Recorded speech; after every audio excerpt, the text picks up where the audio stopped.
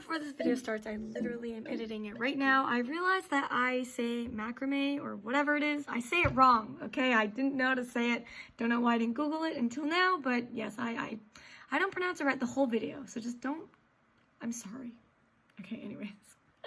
Hey friends, welcome to Sojo Videos. It's Joan here, and today I'm gonna be trying MACRAME wall hanging DIY art decor.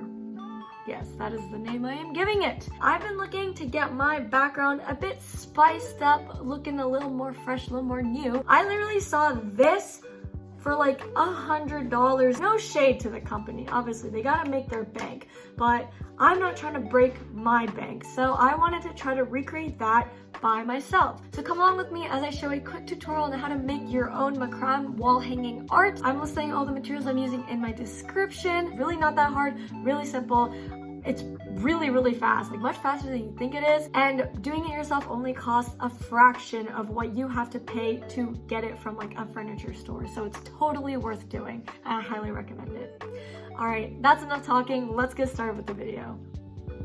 So for this project, we're really not going to need much, and again, it's really cheap. You can find most of these things at a craft store or dollar store. I first grabbed some MACRAME cord or rope. You can also substitute for yarn or string. I just happened to find some. And you can also get a brass or wooden hoop. This is basically all you need. Some people also add in some wooden beads just to add a bit more spice to the project. So first I'm going to grab my cord, fold it at the top of the hoop, and kind of see how long I want my cord to be. Here I'm just measuring it, and then when I have a right length, I'm going to cut it off. One piece of advice, maybe keep more than what you think you need, because later on you can always just trim it, and it's always better to have more than less. If you guys are still unsure how long to make your cord, I basically folded it and then cut about 90 centimeters to a meter.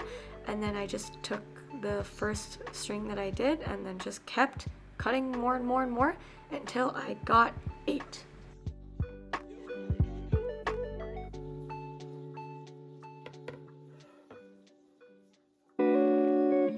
Onto the tying. So we're gonna get one of our cords, we're gonna fold it and then grab the loop that's formed at the top. We're gonna put it under the ring and then pull the rest of the cord through the loop that we made. And then just tighten that bad boy up, and that's basically your first knot, and you're gonna actually keep doing that to every single one of your strings.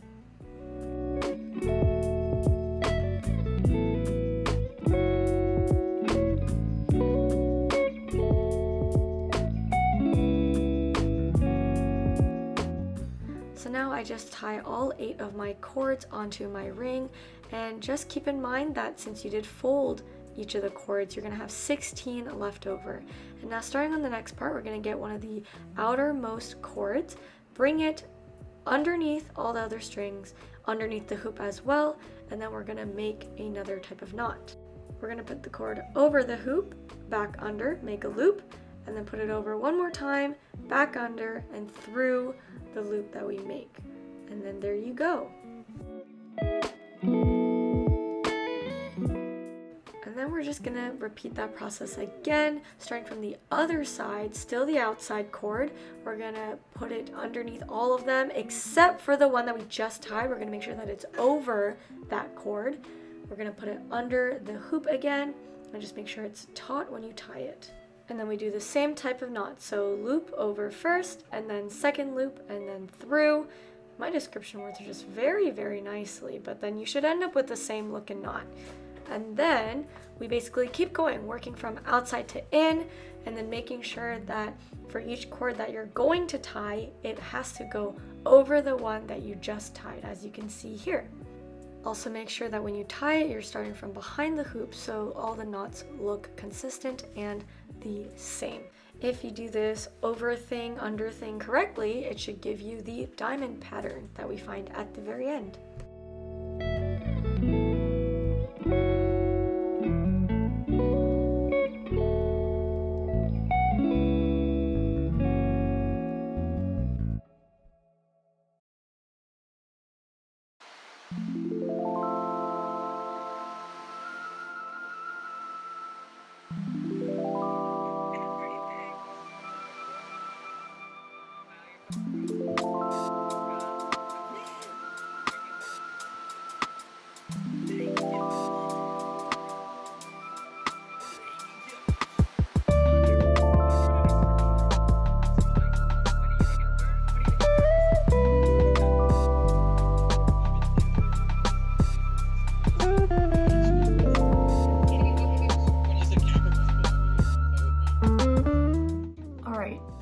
working not too long actually. We've basically got it all done. Ooh, look at her go. So last step basically is to cut off the cut off the ends to give it a fringe, and then see if you guys want to just chop it all off, do a V shape. I think I'm gonna do a V, and then find a place to hang it up. I'm also gonna tie a sliver of rope up here so I can actually hang it on something, or find a hook or something to put it up.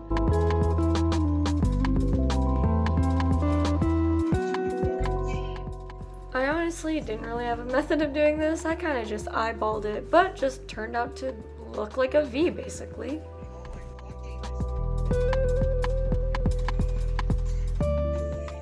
I also unraveled the ends of the rope a little bit just to give it more of a frayed boho look. Is that what it's called? I really don't know. I just think it looks nice.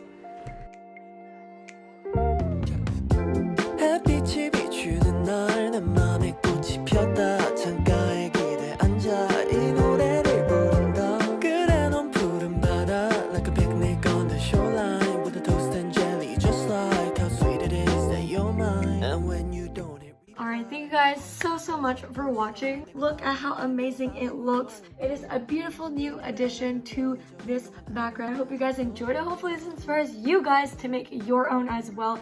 Let me know how it goes in the comments, or if you have any other questions. Also, if you guys are interested, when I say background, I'm talking about this right here, which is my streaming background for twitch.tv/SojoLive, where I live stream a variety of things from games to art.